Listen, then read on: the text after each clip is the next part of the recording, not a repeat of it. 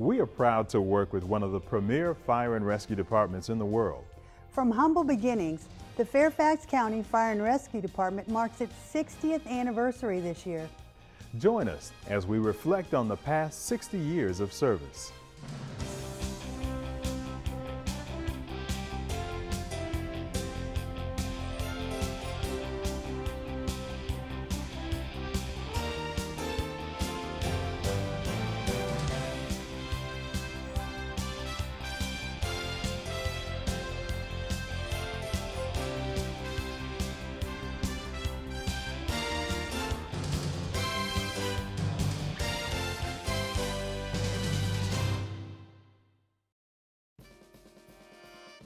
In 1949, due to economic growth and development in Fairfax County, the County Board of Supervisors approved the hiring of 10 firefighter drivers for each of the volunteer stations. And from that, the Fairfax County Fire and Rescue Department was born. Most all the firefighters were business people or people that worked within the area. And I sort of followed them into the paid service. Well, it didn't take long working in the station. When I went to work the first day, it was me, that was it. The people at that time, they were interested in doing something and interesting work, challenging work. Get the adrenaline flowing now and then and feel good about it. I remember when I was hired into the department, you knew the name of every other firefighter in the county. So I was interviewed, selected, and went to work at the station where I was served as a volunteer at Station 13, Dunloring. The guys on the shift would teach you how your shift was doing stuff, but your shift might not do it the same as another shift. As we learned that that wasn't a good model, we melded together where state training was done at a station level so that all three shifts would be doing the same thing the same way. All the individual departments were responsible for their own training, and that was kind of a hit or miss deal, depending, of course, on majority of the personnel being volunteers, and as you might expect, you got some that participated more rigorously than others. Fairfax County was beginning to grow rapidly. We were quickly exhausting the applicant pool, the volunteers. So there'd be a need for recruit school and certainly a need for consistency. Training at that point, until we hired our first training officer, was ad hoc. In the early 1960s, Willis H. Burton was hired as Fire Services Administrator. The central part of the county, the more built-up county, they were seeing the need for this fire service and were receptive to a structured fire service for the entire county. The Fire Services Administrator appointed the first training officer, and the 5th Recruit Training School was started. This was the first formal school, as the previous 4 recruit schools were refresher training classes for firefighters already employed. We needed an organized training program ensuring that everyone at least met the minimum standards of a firefighter. To find individuals that not only were mentally capable of absorbing the necessary technical didactic information, but also would be physically conditioned to handle the physical aspect of the job. We had 2 classrooms and an office, built a combined water tank and training building, a tower.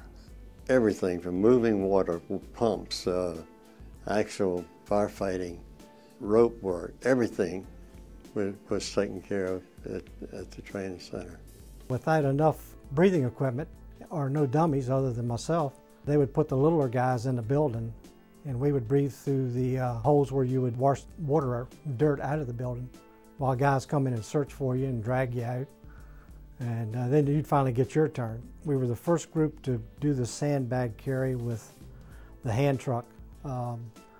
problem was the sandbags had been stored outside and it had rained for a couple of days, so the 100-pound sandbags were a little bit more than 100 pounds each. You had a high percentage of folks that either had experience being from a different department, was a volunteer somewhere, or had family members in the agency. Today, your makeup of recruit classes can be anywhere from airline pilots to teachers to people from the different industries coming in looking for an opportunity. Now we can sit in a computer room, or a training lab and conduct various scenarios in a non-hazardous environment to where we can stop and discuss things and talk about it. Learn from that perspective before we put people in a hazardous environment.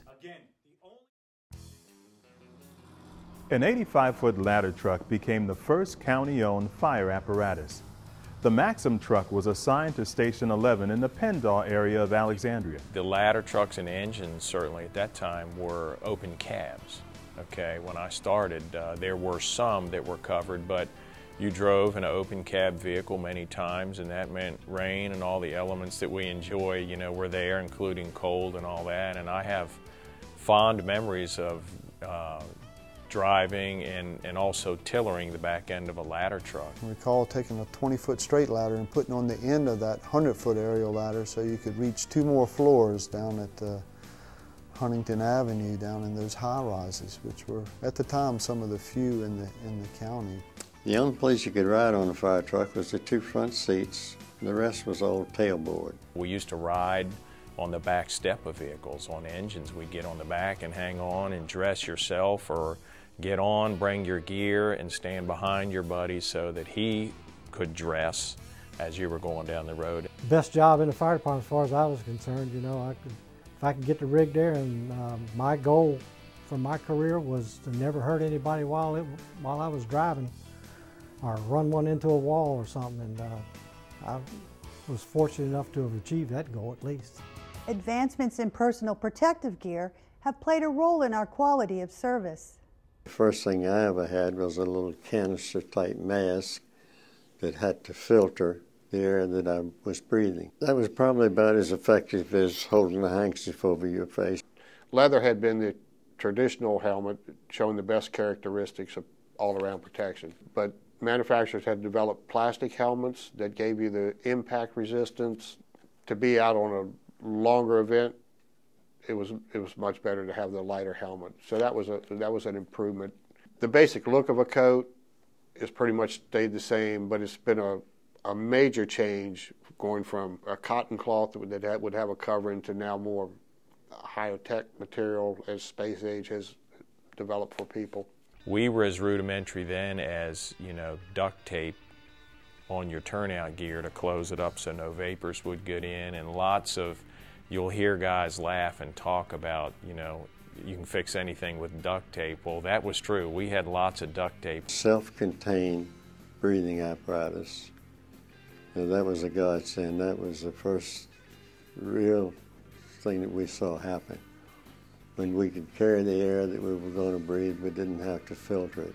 Safety and protective clothing are probably things that stand out to me as the biggest improvements and changes that we've made over the years. From the type of gear we use, we went from wearing fishing boots, literally almost, to a full ensemble that we provide right now for our people. In fact, we provide 2 of them for people in case they get wet in the cold weather.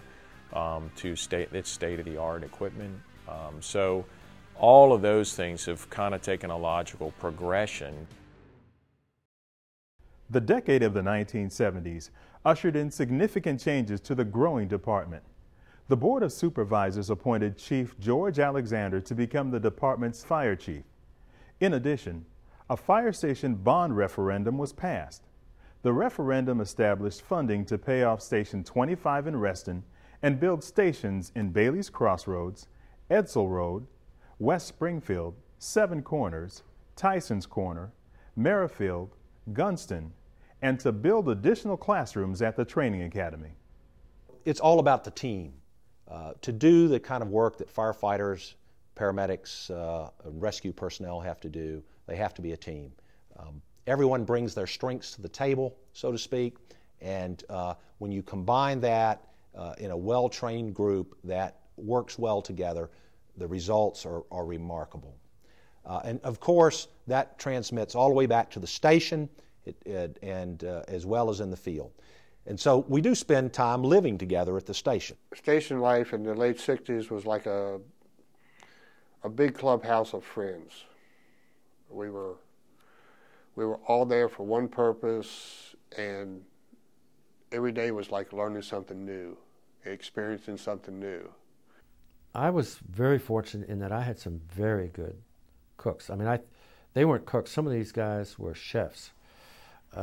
And so I enjoyed a diverse and very high-quality menu. We had a lot of fun. We did a lot of good for the community, ran a lot of great calls, had a lot of fires, and we had a lot of good times, you know. I worked out of the resting station, and that was known as the Corn Belt.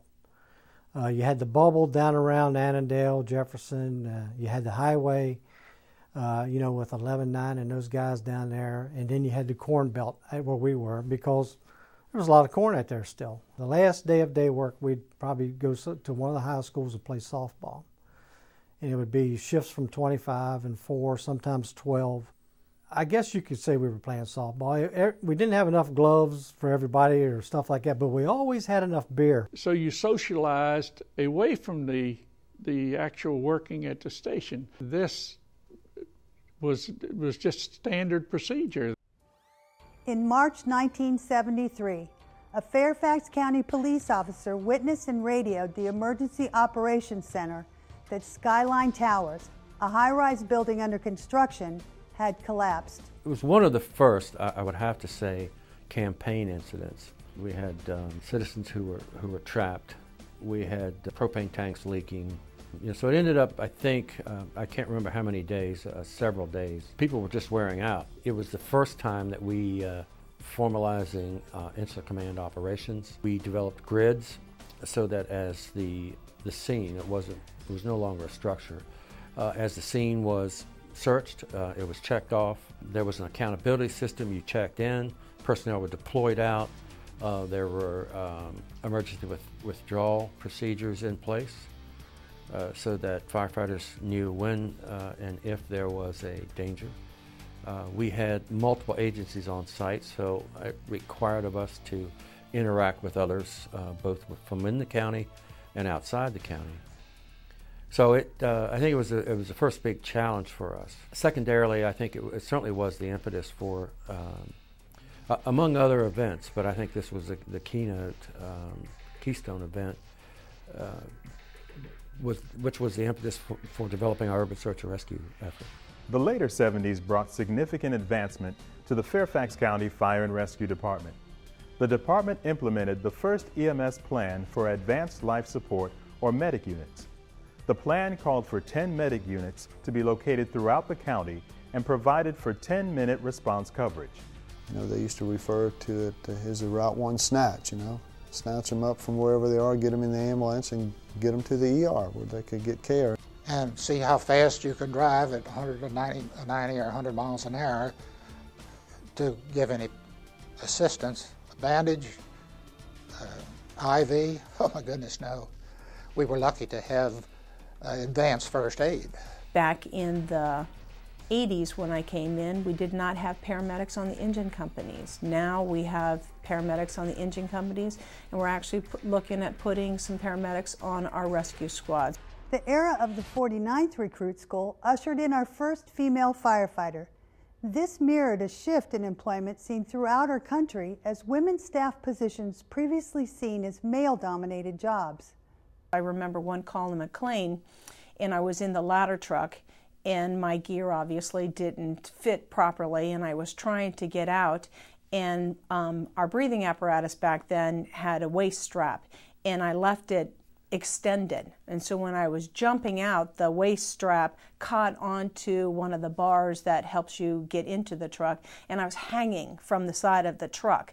And I was literally, 2 feet off the ground, and my shift leader turns around to me and he basically hits himself on the head and said, "Women in the fire department," and then just walked off and just said, "You manage it." Now, There's probably not one single gentleman in this organization that has not worked with a woman or had a shift leader as a woman. So things have changed dramatically in 27 years. In the early 1980s, Chief Warren Isman brought with him a wealth of knowledge, including his experiences with fire and rescue service in urban environments, much like Fairfax County was becoming. He did a lot of good things for our department. He was a visionary. He worked very hard for us to make sure that we had the resources to be successful. He also brought a lot of international recognition to Fairfax County. He understood the concept of a professional workplace and a place that was equal to all, and he made the organization change. If you look back and you look at the track of how things evolved since that time, it was that foundation and it was that cornerstone that was developed that allowed Fairfax County Fire and Rescue to expand. It was really the beginning of what we have expanded to today in an all-hazard arena. In 1987, the computer-aided dispatch system was placed in service in the Public Safety Communications Center. We've moved to more electronic solutions. Everything that we do, computer software and computer programs, in today's era is what drives us, is what's allowing us to be a whole lot better than we were back then. There was many years where as you got dispatched to a call, you would write the call on your, the palm of your hand, the address, or tear off a piece of paper or something. So we had that information in front of us in the response vehicles that showed you the address, the type of structure, the type of illness, and lots of critical information, that core information that we wanted. So we progressed from there to be able to talk unit to unit and get lots of information about map grids and all those things, where your closest fire hydrants were. So in essence, it gave us a lot more information that we needed to kind of do the right thing, do it in the right time, do the research going down the road, where in the past it was simply map books from hand drawings and things like that. What it did for us, it positioned us for the information age. As our department matured and our experience and training expanded, we began to be seen as progressive and leaders in the fire service. We moved in from BLS, basic life support, into advanced life support. We had our first ALS providers, a handful of folks really for a county this size that became very specialized in emergency medical service training. We had our first ALS units staffed with 3 people initially, 2 officers and a technician, and then we went to paramedic engine companies. The expectation for services changed within the county, and as a result, what we did and what we were expected to do or to perform changed. And I tell our instructors, look, you don't have to be the smartest person in the room, but I do expect you to be the best prepared. We rely at a certain point in an incident on those very same people that are our baseline providers. They are all, many of them are trained in specialty types of operations, are on these specialty teams, and they then switch into those roles. So you have the hazardous materials responders that can safely make entries and cut off flows of material, whereas at the first responder level, you are basically in a defensive posture. You have people that can safely enter and shore up trenches and provide life support to people that are trapped in those areas and safely remove people from that. You've got our urban search and rescue team who have traveled the world helping others. That experience, bringing it back home for the smaller incidents and the readiness for the larger incidents. These specialty teams started playing a very important role in how we delivered service and how we deliver it today. Having major corridors such as 95 and 495 brings to the county and through the county numerous hazardous materials every single day. We have to now strategically place specific specialty apparatus so that they can quickly respond to those locations in the event of an emergency. Each individual out there is what is important to this community. Each individual firefighter is important to this community, and what he or she does can have ramifications that go far beyond their life. I don't know of any agency, public or private, that considers it a failure if they don't reach their constituents within 6 minutes. I mean, name another service that has that kind of a standard. It's unparalleled. We continued to open new facilities. We opened Fire Station 40, which is very close to the government center. That was one of our largest stations.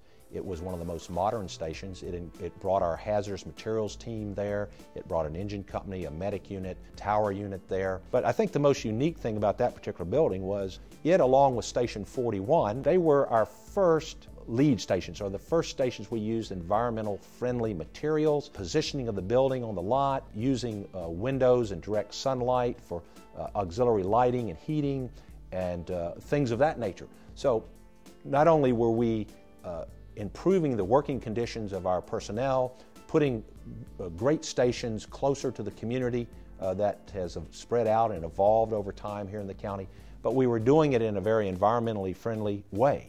Going back 60 years ago, or even 36 years ago when I started, we were about running calls and taking care of emergencies, cleaning trucks and fire stations. And then we moved into a little bit more of community involvement. It's very special to be able to be the fire chief of an organization that you grew up in and that you're so proud of. This rich history makes us proud. When we serve our community and country, we know we're doing so with the sweat and tears of thousands of brave men and women who have chosen this profession as their life. Now we are an integral part of the community in all aspects, from public safety education to being involved with community needs, outreach efforts. We spend a lot of time and effort in life safety education, trying to get out to the elderly, trying to get to the younger, trying to do the fire setters, trying to be part of that community on education for fire and EMS. Hospitals can't get out to the community, so the fire service gets out to the community. They send the message. I do believe in the core values, the department has set forth that we should abide by, and one of those is community involvement. The Fairfax County Fire and Rescue Department has evolved, adapted, and continued to excel throughout the last 60 years into an organization truly dedicated to being the best community-focused fire and rescue department, ensuring a safe and secure environment for all. We've done it, and we're going to do it, and I wish that I could be here to see it in another 30 years, but I'm sure that we're going to be just as great an organization, providing just as good a services then. And I just hope that everyone realizes the part that they play in that. The department's grown, not only in size, but in stature with what they've done. It's been very pleasing to see that. Very happy to think being a part of that. I'm just proud that I was a part of it and that I took all the training I could possibly get. You meet people you never forget. Lifelong friends. You were a member of the group, and you worked together, you played together, and you done all of these things. The family issue I always enjoyed. I missed my family when I had to work, but I always enjoyed those days with the firefighters. It was the greatest career I could have come up with. I mean, to get paid for doing that job, I just absolutely fell in love with it.